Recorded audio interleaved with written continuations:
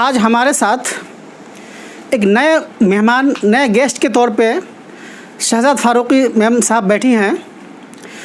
दर्शकों को मैं आज बताना चाहता हूँ कि आपने 2000 से पहले या 70-80 के दशक में एक मैगज़ीन था, आज भी है लेकिन थोड़ा सा पॉपुलरिटी कम हो गई है, खातून मशरिक़। वो ज़माना याद कीजिए खातून मशरिक़ का, जो ट्रेन में, बसों में, रेल स्टॉल पे, शादी ब्याह के पार्टी में और घरों में बहुत पढ़ी जाती थी और लोग बहुत उनके ख़ास तौर से जो अशआर के जो पेज होते थे उनको बहुत लाइक करते थे। वो एक ज़माना था। हमारे सामने जो मैडम बैठी हैं ये उन्हीं मैगज़ीन का सिलसिलेवार हैं, उनकी पोती हैं और इन्होंने भी खातून मशरिक़ का कारोबार संभाला 95 के बाद से बहुत अच्छी तरह से अंजाम दिया। लेकिन उस मैगज़ीन की बात तो बाद में करेंगे, लेकिन आज हम 2-3 मुद्दे पे बात करेंगे मैम से। हाथरस का वाक़या जो पेश आया, कितनी दरिंदगी हुई और किसान का मुद्दा चारों तरफ छा रहा है, बिहार भी आज सुर्खियों में है। तो मैम, आप एक महिला होने के नाते जो हाथरस में जो वाक़या पेश आया, आए दिन टीवी न्यूज़ पर देखते हैं, क्या फील करते हैं और क्या लगता है सरकार ऐसा सिक्योरिटी दे पा रही है? आपका बेहद शुक्रिया, आज आपने मुझे अपने इंटरव्यू के लिए सिलेक्ट किया। हाथरस का वाक़या बहुत दिलदोज़, बहुत अफसोसनाक वाक़या है और देखिए, इसकी अगर हम गहराई में जाएं तो जहाँ तक मैं समझती हूँ उसका ये है कि कहीं ना कहीं हमारे समाज में तालीम की तो है लेकिन तरबियत नहीं है। जब हम एक औरत को अपनी माँ, बहन, बेटी के नज़र से नहीं देखते हैं तो हम उसके साथ कोई भी गलत वाक़या करने से चूकते नहीं हैं। और जब हमारी तरबियत इस तरह की होगी कि जो हमारे घर में बहन है, हमारी बेटी है, ये हम उसको इज़्ज़त की नज़र से देखना है या उसके साथ हम कैसे बात कर रहे हैं या उसको हम अपने बच्चों को इस तरह से समझाते हैं, तो जब हम बाहर, हमारे बच्चे जब बाहर निकलते हैं तो वो ये सोच कर निकलते हैं कि जो सामने औरत खड़ी है ये हमारे घर जैसी औरत है, हमारी माँ है, हमारी बहन का रूप इसके अंदर नज़र आ रहा है। जब हमारे समाज की तामीर और तरक्की में कहीं कमी होती है, हमारे बच्चों की तरबियत में कोई कमी होती है, तो ये सारे हादसे जो हैं वो रोनुमा होते हैं। आप भी एक माँ हैं, आपके यहाँ भी बच्चियाँ, लड़कियाँ हैं, जब बाहर निकलती हैं तो हालात को देखते हुए क्या फील करती हैं? देखिए, आजकल जो समाज माहौल चल रहा है उससे तो लोग वाकई हैरत ज़दा हैं और खौफज़दा भी हैं साथ में, कि हम अपने बच्चों को बाहर भेजें या नहीं भेजें। लड़कियों को जो पहले अकेले पढ़ने के लिए भेजना कितना गैर मुनासिब समझते थे, जब तक कि कोई श्योरिटी का इंतज़ाम नहीं होता था नहीं भेजते थे। लेकिन वक्त बदला, हालात बदले, लोग बच्चों को पढ़ने के लिए भेजने लगे। लेकिन अब ऐसा खौफ सा हो गया कि हम अपनी बच्चियों को कैसे भेजें।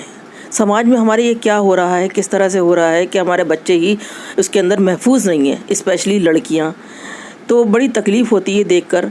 और इसके अंदर सभी का रोल होता है।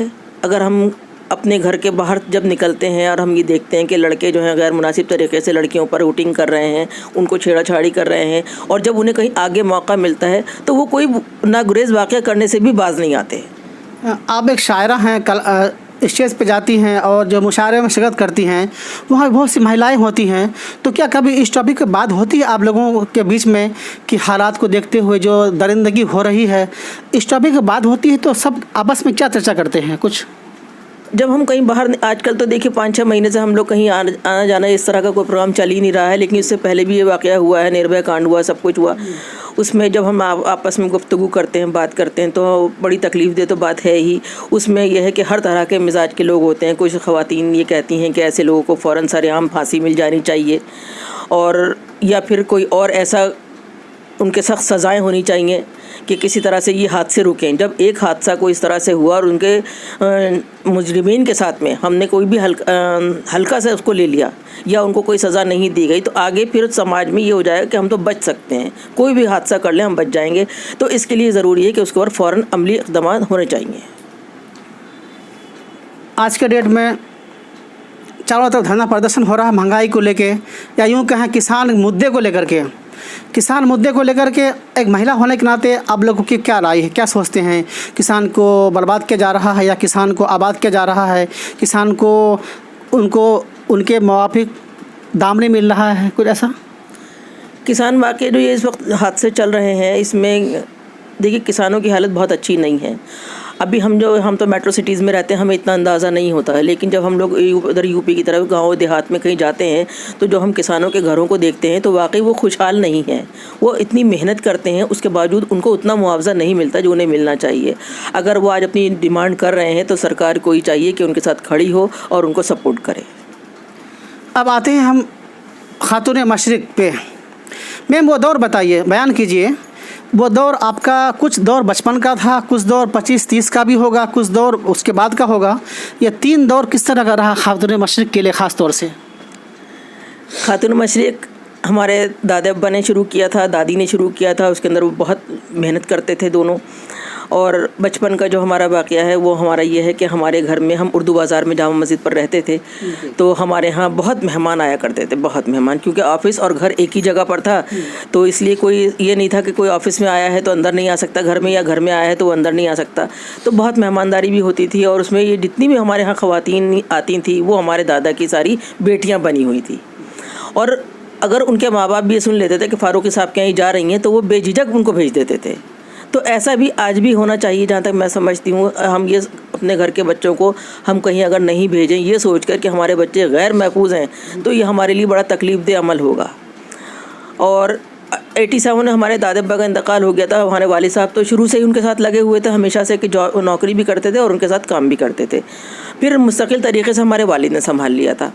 तो वही दौर फिर मेरा अपने घर में भी यही रहा कि हमारे यहाँ मेहमानदारी, ख़वातीन आ रही हैं, शायर, अदीब, उनके मिलने जुलने वाले, उनके दोस्त, उनकी फैमिली, और हमारे साथ भी जो हमें इतनी इज़्ज़त मिली है अल्हम्दुलिल्लाह, तो ये हमारे बड़ों की दी हुई है, जिसके आज हम लोग। जिस वक्त आपने संभाला, पूरा चार्ज लिया खातून मशरिक़ का, उस वक्त के हालात क्या थे?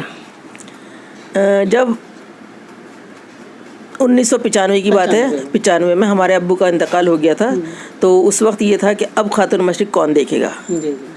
तो जो उनके दोस्त अहबाब वो आए हुए थे, तो उस वक्त तो मैं शायद बीएड कर रही थी, तो उन्होंने कहा कि अब तुम अपनी पढ़ाई एक तरफ रखो जो हो चुकी, अब यह है तो जो घर की जिम्मेदारी है। और ख़ास तौर से मेरे शौहर, मेरी शादी बहुत पहले हो गई थी, तो उस वक्त उन्होंने भी यही कहा, कहने लगे चश्मा अब जो भी मुमकिन था तुम करना चाहती थी वो एक अलग चीज़ है, लेकिन अब मैं समझता हूँ कि ये घर का ख़ानदानी काम है हमारा, हमें इसकी इज़्ज़त को रखना है और इसको संभालना है। तो मेरे ख़्याल में तो तुम्हारा ऑफिस ज्वाइन करना ज़्यादा ज़रूरी है। तो 1995 से फिर मैंने रेगुलर उस काम को कर लिया, फिर वही मेरी ज़िंदगी हो गया था। अब कैसा लगता है? अब क्या बताऊँ आपको, दौर बदल गया है बहुत ज़्यादा। और ये अभी की बात नहीं है, 10-12 साल की बात है कि जब ये मोबाइल हाथों में आए, तो उस वक्त खातून मशरिक़ के ऊपर थोड़ा सा असर पड़ना शुरू हो गया था। और दीगर हमारे और वो थे, मैगज़ीन भी थे, तो उसमें से हमने एक बंद कर दिया था।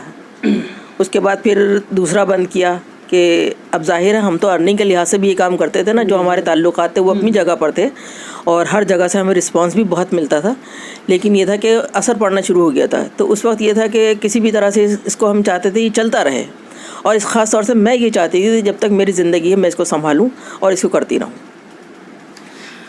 तो दोस्तों, टेक्निकल चीज़ आने से, कंप्यूटर आने से, जैसे कंप्यूटर आया तो हाथ की राइटिंग चली गई, मोबाइल, व्हाट्सअप, सोशल मीडिया आया तो मैगज़ीन को धीरे धीरे किराना लगना पड़ा।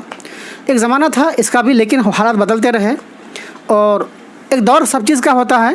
जैसे मैम ने बताया कि व्हाट्सअप या मोबाइल आने से मैगज़ीन को काफ़ी असर पड़ गया, जिसकी वजह से हमें अब वो चीज़ को नहीं कर सकते हैं दोबारा उस तरह से। मैं MS अख्तर ख़ान, परबत न्यूज़।